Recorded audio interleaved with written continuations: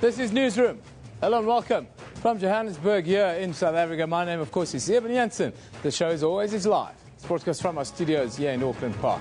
We're also streaming live on YouTube right now with our entire show available on our YouTube channel.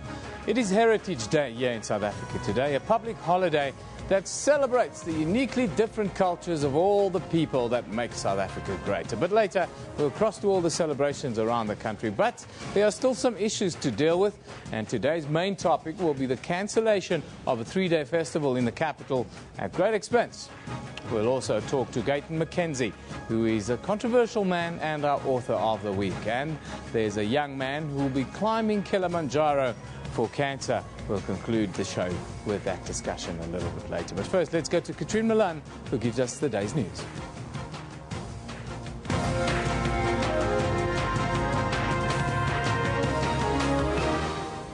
Well, hello and welcome to Newsroom. I'm Katrine Milan, and let's take a look at the top stories this morning. Events are being held across the country today to mark Heritage Day under the theme Celebrating 20 Years of Democracy, Tell Your Story that Moves South Africa Forward. This year's main event is set to take place in the northwest town of Klerksdorp at the James Motlatsi Stadium. Deputy President Cyril Ramaphosa is scheduled to deliver the main address in the absence of President Jacob Zuma, who is in New York for the United Nations World Climate Change Summit. Nigerian officials were tight-lipped yesterday about the scope of a probe into a fatal church building collapse in Lagos that killed 115 people, 84 of them South Africans. This while anger mounted against the popular head preacher TB Joshua. According to Lagos State Governor's spokesman Hakeem Bello, the government in Abuja has convened a committee of state and federal agencies to investigate the September 12 collapse. West African nations hit by the Ebola virus epidemic will need international help to rebuild for years to come. That's the word from the head of the African Development Bank, Donald Kaberuka. And according to Kaberuka, it is time for mining companies and business to get involved. The outbreak has spread throughout 3 economies, hampering mining, disrupting farming and service sectors, and prompting airline operators to suspend flights.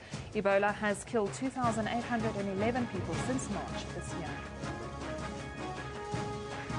China and the US have both agreed that they must lead the rest of the world in reducing emissions to combat climate change, as a major United Nations climate summit came to a close in New York yesterday. The summit has agreed to widen the use of renewable energy and raise billions of dollars in aid for developing countries. Hosted by UN Secretary General Ban Ki-moon, it aimed to encourage 120 member states to sign up to a comprehensive new global climate agreement at talks in Paris next year. Never before have so many leaders gathered to commit to action on climate change. I thank every one of you who came to New York with ambition and commitment. And Deputy President Cyril Ramaphosa concluded his 2-day facilitation to Lesotho last night, and his bid to find a lasting solution to the Mountain Kingdom's ongoing political crisis is set to continue next week. He met a multitude of parties across the political, government and civil society spectrum. Progress is being made because we've expanded the dialogue and will even expand it more as we move towards a solution. And this is the best way of trying to find a solution that everybody can buy into. Remember, all those top stories are available on our Newsroom Facebook page. You can also follow us on Twitter at SABC Newsroom. Eben, over to you. Yeah, thank you, Katrine. Tshwane Executive Mayor Johannesburg Ramaphosa says the city wants to recoup 25 million rand from the organisers of the cancelled Tribe 1 Dino King Festival in Cullinan, east of Pretoria. The multi-million rand 3-day gig was supposed to kick off this weekend. Of the 25 million rand budgeted for the inaugural concert, planned to feature more than 100 local, continental and then international artists, half was allocated for advertisements and marketing. Ramaphosa says there is no compelling reason why the concert was cancelled. The organisers, on the other hand, said in a statement that preparations were behind schedule and they feared for the safety of festival goers. The parties have taken their differences out of the courts and are seeking arbitration. Well, joining us now live from Pretoria is the Executive Mayor of Tshwane, Mr. Kgotsienso Ramakgopa himself. A very good morning, Mr. Mayor. Thank you very much for joining us today. Morning, Eben, and morning to the viewers of SABC News. Mr. Mayor, there's a lot of things up in the air around what's been happening with the festival. Just give us the reasons. It seems that we don't really know what the reasons are that organizers are saying that they want this event cancelled. It seems quite vague at the moment. What are the reasons that have been furnished to your office for their cancellation of this event? Well, Eben, thank you for the opportunity. I mean, we took a moment yesterday to take the media to the site of where the event was meant to take place so that we can dispel the myth that we're not ready from an infrastructure point of view. Remember that the organizers had indicated in the media that we have not kept our part of the bargain. And our part of the bargain largely was to prepare the site for the festival to happen. And yesterday we took a big media contingent and they could all see that the only thing that was outstanding there was the stage. Everything was ready for the concert to proceed. Just two things that I want to highlight quickly is the cost of the city that is incurred so far in preparation for the concert. The cost is in two parts. There's a 40 million rand, which is about the bulk services infrastructure, which we had budgeted for, was in the IDP, which was meant for the community that is adjacent to the site, called Refilwe Mana Extension 9. These are people who have moved from previously from land that they had invaded to bring them to this land that now has got the extensive services. So that's the money that we had spent. And part of it covered the site where the festival was meant to happen, a road that connects Cullinan and Mamelodi. So really the 40 million is an investment that has been made in infrastructure and will continue to make the investment to uplift the livelihoods of the people in that area. Then there's a part on the 25 million, which is a part that directly affects the concert. Part of it was meant for media communication, promoting the concert, and a part of it was meant to secure the artists. Remember, we were billing it as Africa's biggest festival that was going to happen over 3 days uninterrupted, and the condition there, with the agreement we had with the organizers was that we are going to have 350 artists, 70% of whom must be local, coming from South Africa, and 30 must be from the continent and the rest of the world, and this must be high profile. And then there are two things to the agreement.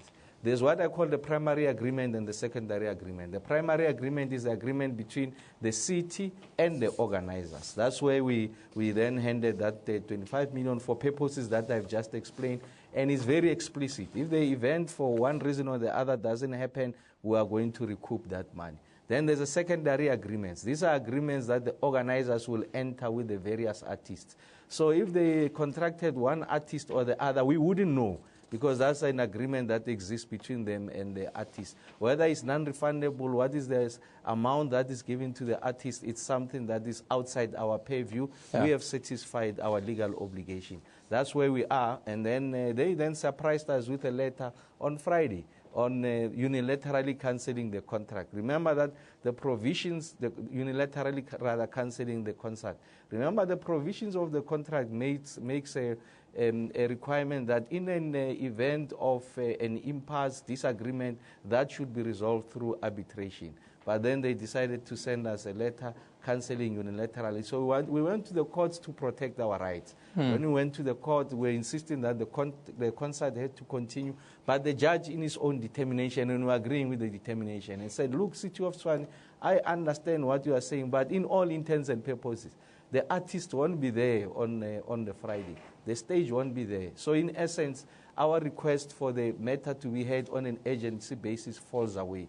And then the judge then guides and said, go into the provisions of the agreement and go through arbitration, and maybe you'll be able to find each other. That's where we are about the matter.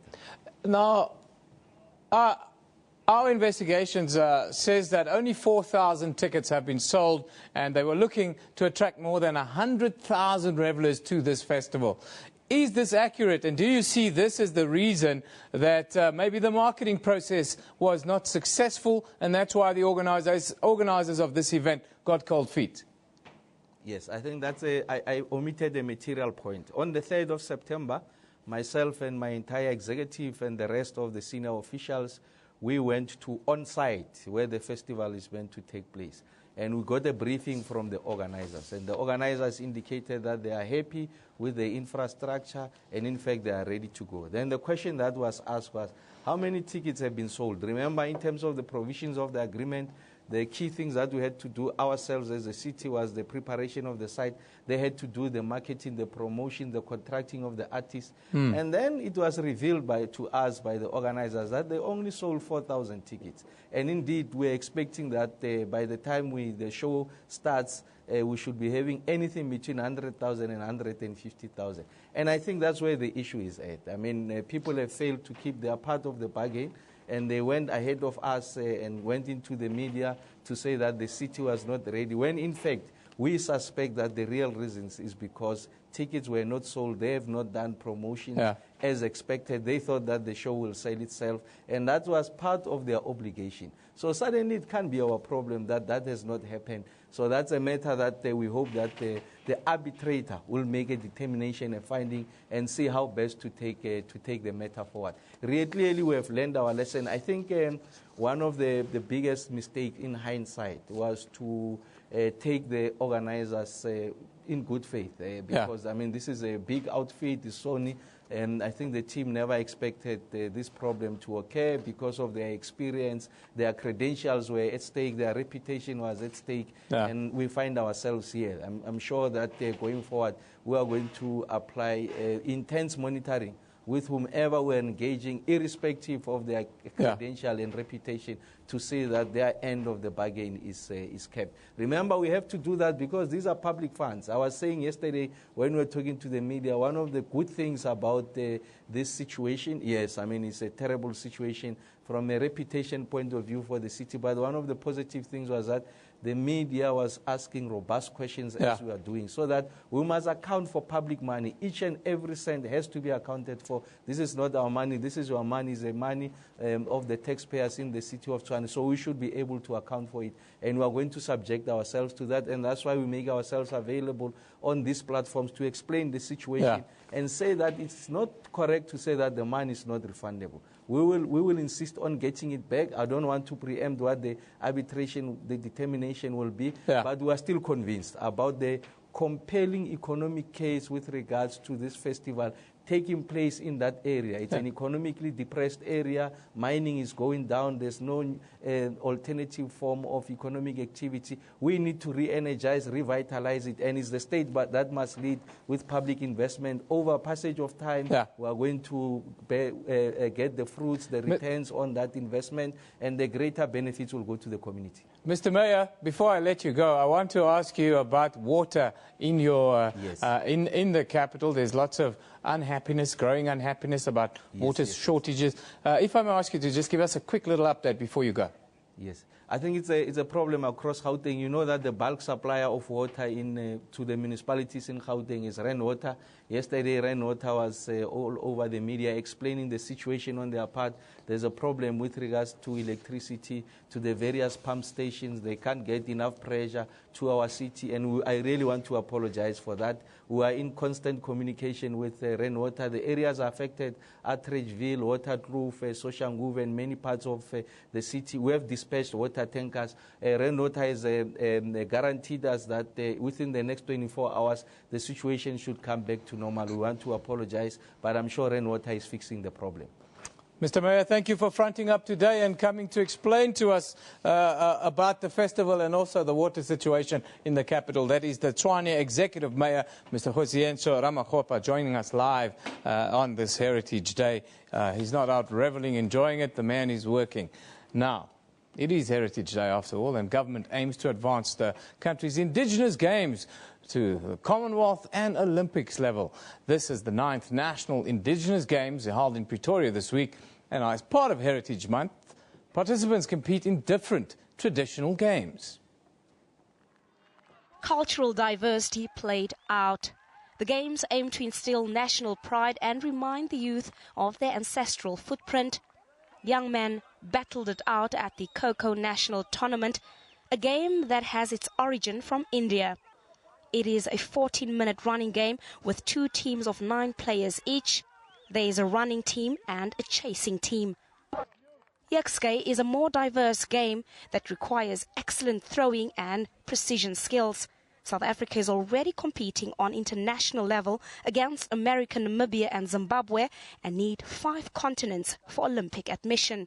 Contestants put up a fierce fight in a game of intonga, or rather stick fighting.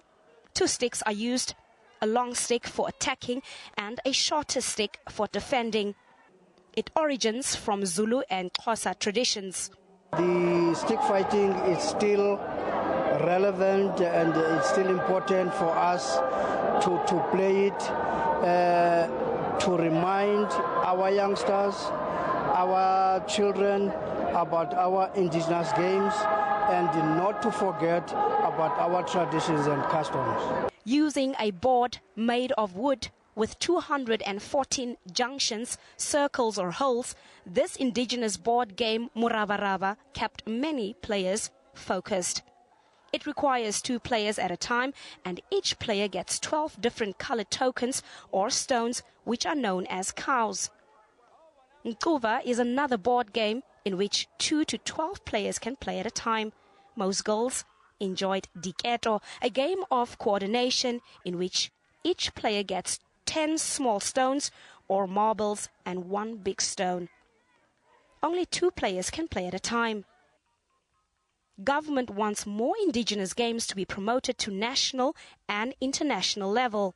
Khati is a rope jumping game in which several teammates jump over the rope either one by one or simultaneously. Drie Stokkies is a jumping game comprising of 2 teams of 5 players each. Players then leap over each stick several times at different levels and winning points. The Indigenous Games tournament was launched in 2001. The winning team in each code pockets 5,000 rand for each member, the runner-up 3,000 rand, and third place wins 2,500 rand. Patricia Fasahi, SABC News, Pretoria. The Indigenous Games are part of a rich history of Africans, which reflect the cultural diversity and heritage that we have. The Games have been happening every year since September 2003. Now, for the latest on the Indigenous Games, let's cross to Vaden Kirtley, who's at the Pretoria Showgrounds with a little update for us. Good morning, Vaden.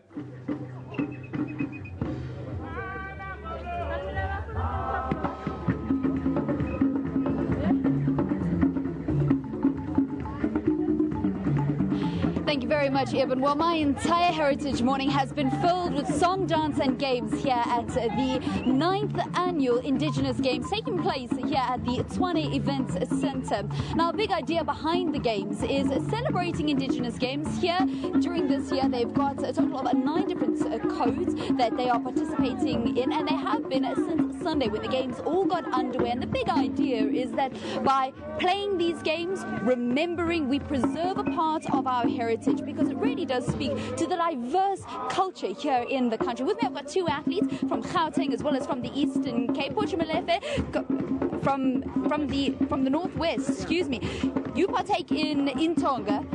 It's a traditional stick fighting, not something that you're used to seeing women in, but the girls are very, very good at this game. This is now your 2nd championships. Yes, we're my 2nd championships. Why did you come and take part, and what's been different this year? This year I did different because last year I did different. I played 5 games and I win 5 games. This year I did 2 games and I win. I want to go with home with a gold, not silver or bronze. That's why we are a team of Northwest. What if girls want to partake in this sport in Tonga? What must they do? You were playing against me and you're very, very good. What must I do to get better at in Tonga? You must always every day dreaming and then use the stick when we fight in the stick and using it will be so we can use and to be a strength. All right, I'll be strong if I just continue to play in Tonga. Thank you very much. That's Malefe from the Northwest, participating in Tonga here at the Indigenous Games. Taking part in Diketo is our athlete from Gauteng, Matusi Tombo. What is Diketo for those that don't know? Diketo is a game that you play with a hole. You dig a hole and then you use 10 stones inside. You take out 10 stones and put in 9. That's how it is. It goes with the phase from phase 1 to phase 10. Why is it important for these kinds of games? You are both, Portia and yourself, you're young people, and you're still playing these games that your grandfathers and your grandmothers did. Why is it important to remember these games, to play them, and also to share them, maybe with people like myself, a South African, but maybe that doesn't know how to play these games? It is very important because it takes us back to our roots. It helps us remember where we come from and not to forget our roots or where we come from. Those are the games that our grandfathers and our forefathers taught us. So we are living out under their legacy. But Susie, do you think it's important to teach other people like myself and other South Africans? Maybe there's some South Africans that come from different regions in the country that don't play these games, to teach them also about your games? Of course, it is very important to teach all South Africans about these games. What have you thought about this year's edition of the Indigenous Games? It has been a very wonderful event. Yes, I've been participating it's my second year now, and this year, wow, it's very nice. The competition though was tough, but it's very nice, and Gauteng, we are doing better.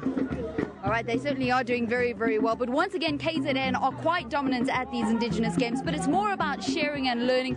Portia, was it quite nice for you to teach me a little bit? Because I had so much fun this morning, although we had a very short match, just to learn a little bit about Intonga. How do you feel teaching me? I feel better because I must demonstrate for other people because they can come in Intonga to play. Intonga is not a fight, it's not a rough game. It is a soft game when we are so soft, but if you have a strength. There are people, they said it is only playing at KwaZulu-Natal. No, it's not a career of KwaZulu-Natal. All South African, they can play in Tonga because it is very soft and it is rough. When you take the stick with you, you are going to get a pain, but after that, you are going to be fine. All right, thank you very much. That's Portia Malefa from the Northwest. It's been great to chat to you guys. Enjoy the rest of the Indigenous Games. And even back in the studio, it's really been an eye-opener for somebody like me that maybe only knows a couple of these Indigenous Games to really understand and appreciate where all of these games come from. And you'll see that each of the games comes with a song, it comes with a dance, and that is what South Africa is about. That is what Heritage Day is about sharing and learning about each and every South African, where they come from and what enjoyment they have wherever they are from in the country. Back to you, Eben, in the studio. Thank you very much, Valen. Thank you very much. I just hope Valen has a headgear on, the protective headgear, because she looks like an absolute novice when it comes to the Intonga game. But let's take a look at what you're talking about on social media at the moment at SABC Newsroom. That's where we are. Official PSL says, Happy Heritage Day, South Africa. Thank you to the PSL for that note. Saka says, Happy Heritage Day and Bride Day. That divides us a little bit. Saka has proudly supported the chefs of South Africa since 1974. Heritage Day, proudly South African. Thank you. Peter Dlamini says, your struggles will lead you to your blessings. Heritage Day. Thank you. That is wisdom right there. Mrs. President says, what does Heritage Day mean to you? It means many things to all of us. Some people play in Tonga today. That's what it means. Heritage Day should be known as Heritage Day, not Bride Day. I think, Grant, very smart, my friend. We all agree on that one. Happy Heritage Day. There we see a picture of unbridled joy. That's really what Heritage Day is about. It's about showing your love for South Africa. More importantly, your love for other South Africans and their cultures, because it's the unique cultures that we wove into one in this country that makes us great. Let's take a look at the front pages of the world. Now, of course, it's only a public holiday here in South Africa. Most of the papers reflecting on the United States' decision to launch airstrikes against the Islamic State targets in Syria. There you have The Guardian in the UK. Then moving on, the China Morning Post reporting that Beijing is also expected to step up counter-terrorism measures amid fears that militants will return from Syria and Iraq to launch attacks in China. And then you have one of the Turkish front pages this morning. Many reports this week have all been asking the question, will Turkey fight ISIS? Yesterday, Turkey's president said he is considering expanding support for Western and Arab operations against the Islamic State group to include military involvement, marking a potential shift in Turkey's position on international efforts to fight the group. Now, Thanks to a young South African YouTube sensation called Suzal DIY, there is no reason for anyone to miss out on a braai on this Heritage Day. Yes, you can braai if that's what you want to do today, even if it's, in this case, just making a braai pie. We would like to thank Suzal and her do-it-yourself motto, because anybody can, no one has the excuse to miss out this year. She explains it all with the help of a creative YouTube video series. Let's have a giggle at how you make a braai pie. How to make a braai pie. What is it? It is a pie that you make on the braai. It's so easy, and it's a real crowd pleaser. You will need puff pastry, your pie fillings, cheese, mushroom, chopped onion, parsley, and a little bit of leftover meat from a braai that I was invited to yesterday. And lastly, this braai grill thingy. Roll out the first layer of pastry on your grill. Sprinkle with a bit of cheese, your onions, lovely sautéed mushrooms, and now for your lovely pieces of steak. Spread it out evenly so that everyone gets a bite. Season it, and now we cover it with the other layer of pastry. Seal the pie. You don't want the filling to escape into the fire. Brush it thoroughly with your egg. Close up your grill and put your pie on the braai. Turn the braai pie often. Give it about 15 minutes. Braai pie is ready. DI braai because anybody can. Well, fuck.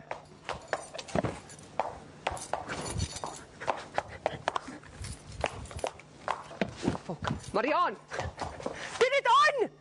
Get it on!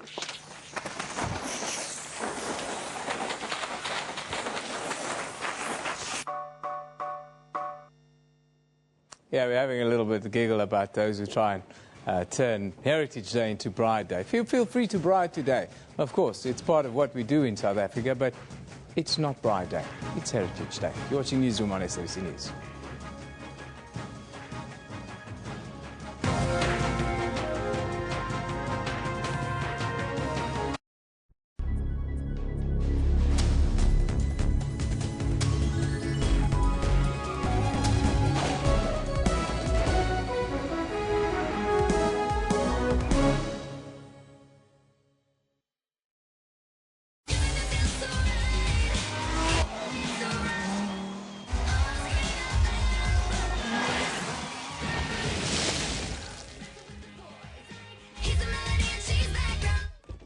Thanks, Mom.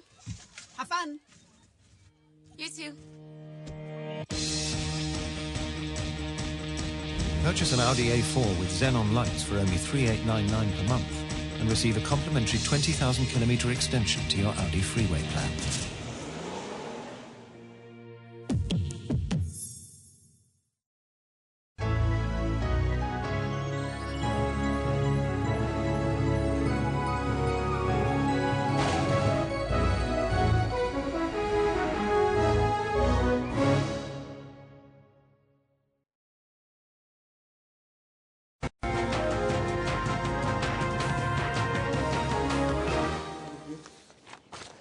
The uncomfortable truth. Welcome back. That's what we're focusing on. The concealed truths every woman should know about relationships is the latest book by the man who knows all too well about a life of working hard and playing even harder. Mr. Gayton McKenzie is with us this morning. For those of you who don't know, Gayton McKenzie comes from quite an unconventional background. After spending a number of years in prison, he turned his life around and not only became an author, but also a motivational speaker. Thus far, he's reached numbers of children and has also been honoured as our country's top corporate speaker. He joins us today in studio. Good morning, Gayton. Thank you for joining us. Good morning, Eben. Thanks for having me. Or shall I say on Heritage Day, salute Masakin. I want to ask you about the book a little bit. Just you know, it's got to feel like some people would say the wolf in sheep's clothing.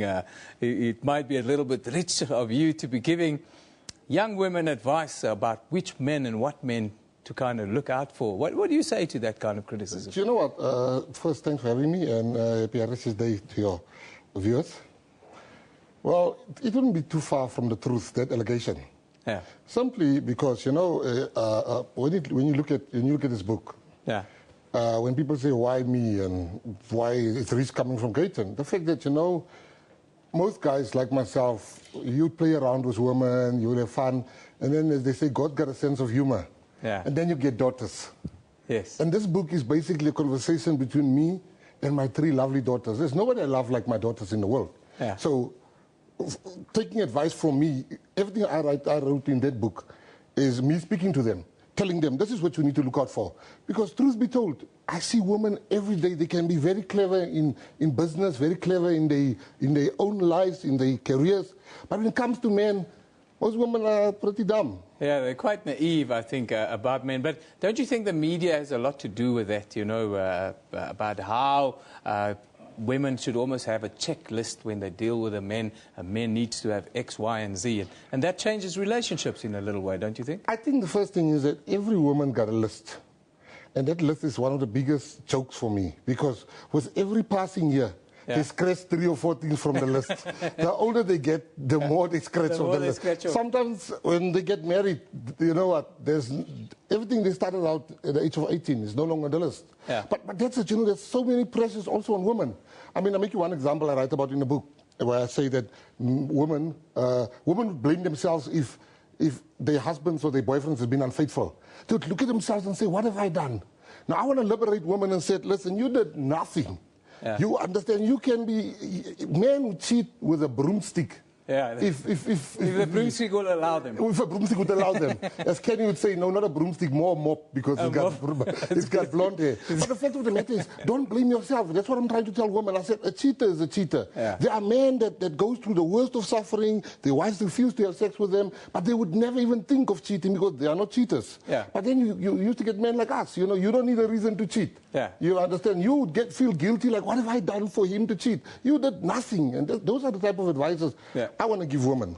You talk about having 3 daughters. I've got 4 daughters myself. It seems as if you've lived a life in the fast lane, you get punished by the Lord with having daughters. And that's what this book is about. Is to tell my daughters that you need to be clever for guys. You need to know that, you know what guys usually do? They would take a good girl and turn her into whatever they would want her to be, and he would go and marry somebody else. Now, I want my daughters to be streetwise. If you come to my daughter with this Champions League playing small time, she'll tell you, like, listen, my daddy showed me around. So what's the advice then that you give to the mothers and fathers when they read this book and they deal with their daughters? You know what? This book is not only for young girls. This book is for anybody, as Kenny says, between 14 and 100. Yeah. Because, you know, there's so many, as I said, pressures. We men, we can walk in with a lady that's 20 years younger than you, and people would look at you in admiration like, wow, that's his girl. Yeah. But if a woman tries to do the same, so I want to say to women, listen, don't you listen to society. If you find young love, you must enjoy that young love. They can call you Ben 10. That's their business. The ones that don't want to be Ben 10, they'll sleep alone at night and all of that. No, you are synonymous with the other guy in this picture, Mr. Kenny Kinene. Yes. At times, he's been accused of objectifying women, you know, eating sushi of women and all that sort of thing. How do you guys deal with that in this context and in being a father? Well, you know what, one thing about myself and Kenny, and probably that's why there's so much love, is because we are totally different. I would never eat sushi of a naked woman. I didn't even attend that sushi party. This sushi party is having, because that's Kenny. Yeah. But, you know, if you look at a guy like Kenny, the one difference between, you know, he's even better in that sense than myself. Because Kenny would tell a woman exactly that, listen, and I didn't do that.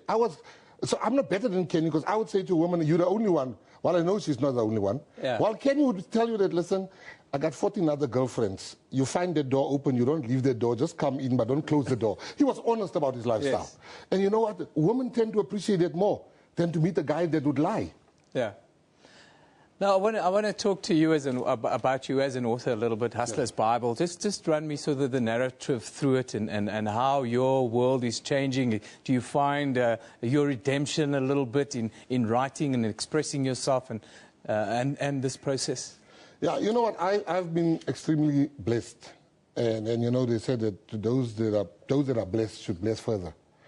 I I have done a lot to redeem myself, and you know, I've not only donating money but helping. I've spoken to more than 2 million school children, more than anybody in this country ever, telling kids about the dangers of crime.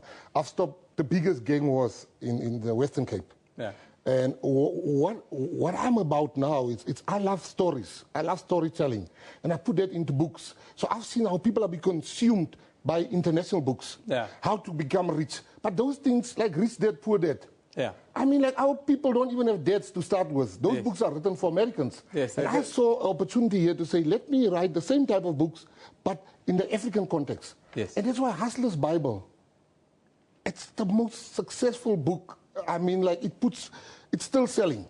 Yeah. After 2 years, we are even shocked at the success. And then I looked at this book, Think like a Man and Act Like a Lady. Like a woman, Steve Harvey. Yeah, every lady's got that book. And truth be told, you know, I look at that book and I took that book, and my personal opinion on that book is that, you know what, this isn't written for South African women. Yeah. And I took that same thing and I put the South African context in it in this book, and I'm writing for South African women.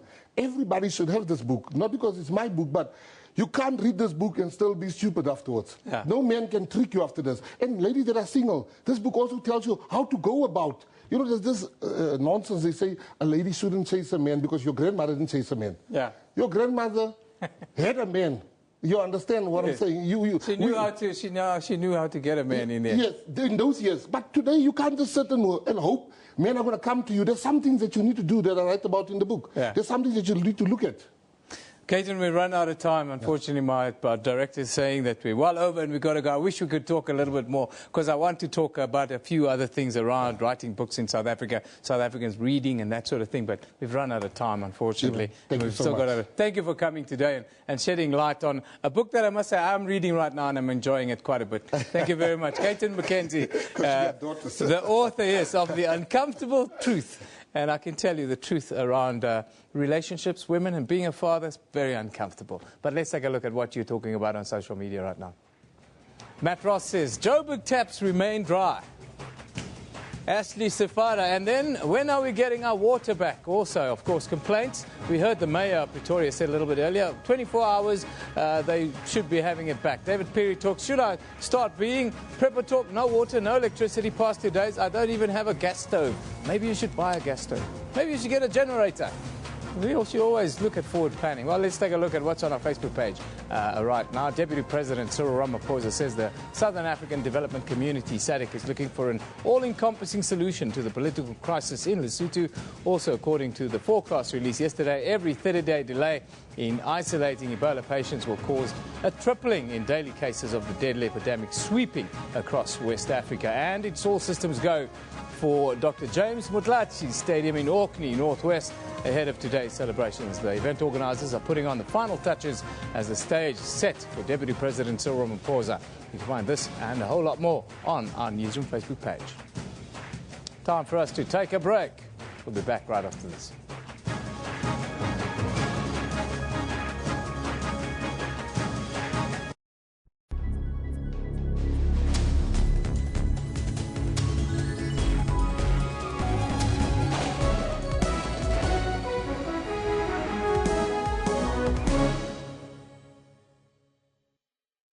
Jill Marcus is warning that the industrial action will weigh on the current account. Now, it reflects the degree to which South Africa is importing more than it exports. More discriminatory investors will avoid placing money in SA bonds and equities and go elsewhere, given the fragility of the country's twin deficits. The strike has already impacted negatively on economic growth, but it hasn't had a big impact on export data just yet. Primetime News, daily at 6 p.m. on SABC News.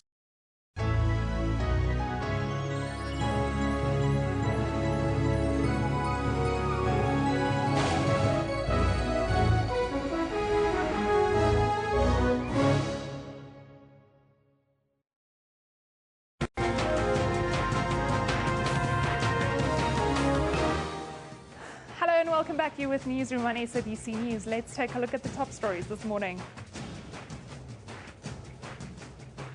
Events are being held across the country today to mark Heritage Day under the theme celebrating 20 years of democracy. Tell your story that moves South Africa forward. This year's main event is set to take place in the northwest town of Krugersdorp at the James Motlatsi Stadium. Deputy President Cyril Ramaphosa is scheduled to deliver the main address in the absence of President Jacob Zuma, who is in New York City for the United Nations World Climate Change Summit. Nigerian officials were tight-lipped yesterday about the scope of a probe into the fatal church building collapse in Lagos that killed 115 people, 84 of them South Africans. This while anger mounted against the popular head preacher TB Joshua. According to Lagos State Governor's spokesman Hakeem Bello, the government in Abuja has convened a committee of state and federal agencies to investigate the September 12th collapse. And West African nations hit by the Ebola virus epidemic will need international help to rebuild for years to come. That's the word from the head of the African Development Bank, Donald Kaberuka. And according to Kaberuka, it is time for mining companies and business to get involved. The outbreak has spread throughout the three economies, hampering mining, disrupting farming and service sectors, and prompting airline operators to suspend flights. Ebola has killed 2,811 people since March this year. Well, remember, all those top stories are available on our Newsroom Facebook page. You can also follow us on Twitter at SABC Newsroom. And let us know how you are celebrating this Heritage Day on Twitter, hashtag SABC, at SABC Newsroom, hashtag Heritage Day. Eben, over to you. Yeah, thank you very much, Katrina. Now, South Africa today celebrates Heritage Day. The theme for this year's Heritage Month is celebrating 20 years of democracy. Tell your story that moves South Africa forward. The 24th of September is a public holiday to give South Africans time to celebrate their heritage by remembering their cultural identities of the many different cultures that make up the beautiful country that is South Africa. Various events are staged throughout the country to commemorate this day. This year, the main event is in the northwest town of Krugersdorp at the James Motlatsi Stadium. Deputy President Cyril Ramaphosa is scheduled to deliver the main address in the absence of President Jacob Zuma, who's in New York for the United Nations World Climate Change Summit. Now, our reporter, Griselda Lewis, is dressed for the occasion, and, well, she's with a guest. Good morning, Griselda. Well, a very good morning to you, Eben. Certainly a fantastic day here live from the James Motlatsi Stadium here in Auckland. I can certainly tell you there are hundreds of people who have come here today to celebrate South Africa's rich culture, their history, to tell their story that has moved South Africa forward. We're live here, and certainly, as you can see here towards my left, so many people have already filled the stadium, all dressed in fantastic attire. It's absolutely fantastic to be here today. As you rightly pointed out, that Deputy President Cyril Ramaphosa will give a keynote address here today. He's expected to touch on a range of issues that move South Africa forward, how South Africans are supposed to preserve this rich culture that we have here, bringing cultures together. Certainly, that is what we're seeing here at the James Motlatsi Stadium. And certainly, we're going to interact with a lot of people as well, certainly all of these people here behind me, and they'll tell their story about how they move South Africa forward. We'll hear from them one-on-one. But I'm going to talk now to my first guest, and it's Dumisani Sibai, who is the Executive Officer of the Heritage Resources Agency. Tata. Ndiphilile nkosi kunjani? Sikhule sisakhokhala. Masike siqale nje ngesiduko. Ongubase lo omcengcini omkhabakhaba odlula wakhe amabasa abasela inkosi isigodo wona inkweku yangapha emzini khule emabhacini. Awusukani madoda. Akumanje balapha nawe bhuti. Thanks so much for joining us. Dumisani, I think let's talk first of all about what the Heritage Resources Agency does. We are an institution responsible for management and conservation of heritage resources. Now, when we talk of heritage resources, we talk of places and objects of cultural significance. You know, do South Africans value these resources? We look at Mapungubwe, we look at a host of others, the preservation of those. Is there an appreciation from South Africans for these resources? there is appreciation, and there's a growing appreciation as people become more and more aware of the significance of their heritage resources. And we're encouraging communities to participate in the process of managing and conserving these heritage resources. Every person behind me here has a story, and that story is linked to a place or to an object. Therefore, it's very important that we tell our stories and use some of the objects and places that are important to us. When you say growing, it gives me the impression that it's not exactly where we want it to be. But more can be done, certainly. Let's talk about education drives. Do you go into communities to talk to not just on Heritage Day, but any other day on the South African calendar? We do go to communities as we identify sites. We identify these with communities.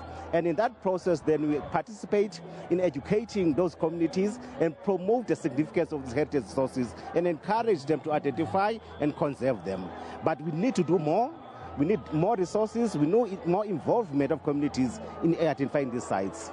What's the difference between yourselves and the South African Heritage Council?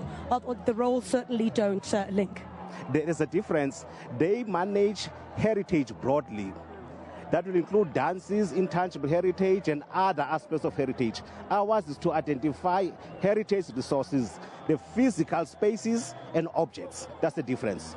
Right, Mr. Dumisani Sabai, thank you so much for your time there from the South African Heritage Resources Agency, certainly giving us some insight into a lot of what we're expecting here today. But as you can see, let me just bring you a bit this way. Let's move this way. I know that the camera person is going to be very tired by the time I'm done with all of this, but you can see quite a celebration there on that part of the stadium. Together with my colleague Naledi Mulewa a bit later on, we're going to be talking to as many people as possible for them to tell their South African story that has moved this country forward. But Eben, I'm telling you, I'm expecting a lot of excitement. Let me just walk through my outfit a little bit. Come, have a look. I'm wearing a Zulu attire today. Never mind the Western shoes, though. Okay, never mind the Western shoes. But the Zulu attire that I'm wearing today, thank you very much to a friend who's actually donated this to me. And absolutely, this is fantastic. I feel great. Back to you in studio. You look amazing, Griselda. Absolutely fantastic. Adds a lot of color, and what a fantastic celebration you guys are putting together. It's going to be fantastic. That's the official celebration in Klerksdorp. Griselda Lewis will keep us updated as to how things develop, and go there for the rest of the day, really. We are South Africa, and, you know, we love a good party, and Heritage Day is the best one of the year, I feel. Finally, ever wanted to climb Kilimanjaro and backed out for some reason? Well, I know, because I have. I blame our mates, though. A 16-year-old boy is now set to show us how it will be done this year. 16-year-old Karen Kutser is a teenager motivated to make the most of his school years by making a real difference as a person, by climbing the mountain, the highest one in Africa, that is, Kilimanjaro, to raise awareness and funds for cancer. He joins us this morning from our studio in Nelspruit. Good morning, Karen. Thanks for joining us. Good morning, Eben. How are you? I'm great, mate. It's a fantastic day for us. But climbing Kilimanjaro is not just an idea you wake up with one morning. Just tell us how you came across the idea and how you're planning to pull this one off. Well, Eben, attending the fantastic school that I do, Uplands College, I've been presented with the opportunity to be a cancer deb. What this encompasses is a fundraising project for the community. Instead of doing the standard community project, I decided to create a fundraising adventure. What this is not only a community fundraising project, but also challenging my peers to fundraise for themselves and creating awareness and generating funds. Eben, I must tell you, the support from my local community in White River has been fantastic. That's amazing. Now, you're leaving tomorrow, I understand. You must be feeling a little bit nervous now, and tell us how, what's the route you're going to take, what sort of process you're going to follow the next couple of days. Yes, Eben, I am leaving tomorrow, and that has all been up to so many supporters and sponsors. One of them being Hisense, my title sponsor. Their company brand encompasses work, live, play, and I've made that play fundraising. I'll be taking the Mashami route, and I'm a little bit nervous in terms of climbing the mountain, but it's a challenge I'm willing to face head on. Now, you say on your website that fundraising is an adventure. Is that a message that you want to share with other young people, and you want other young people to get involved in and trying to help those around that, and doing so make South Africa great? Today is our Heritage Day, after all. I see, even in that light, I believe that in order to create a better South Africa, We need to challenge the public into inspiring them to make the change we want to see, and a collective effort to move South Africa forward. We are doing this by challenging them in terms of fundraising and challenging them to make a difference. Kieran, tell us quickly, finally, how are people going to be able to keep track of you on the mountain, and where can they give money if they want to?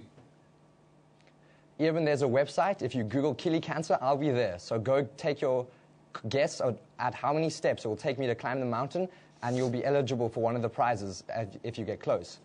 You'll be able to keep track of me as is a website, as well as the Kilimanjaro website.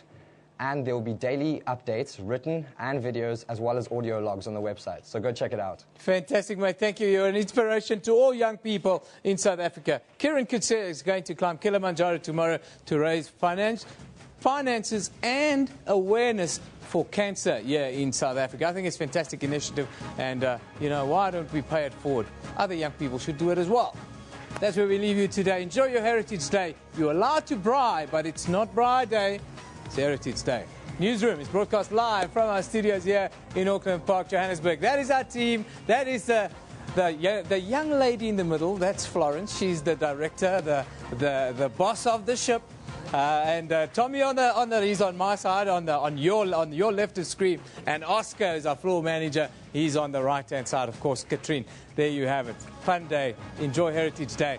I should do the normal sign off, but you know, we love it in the morning. Bye.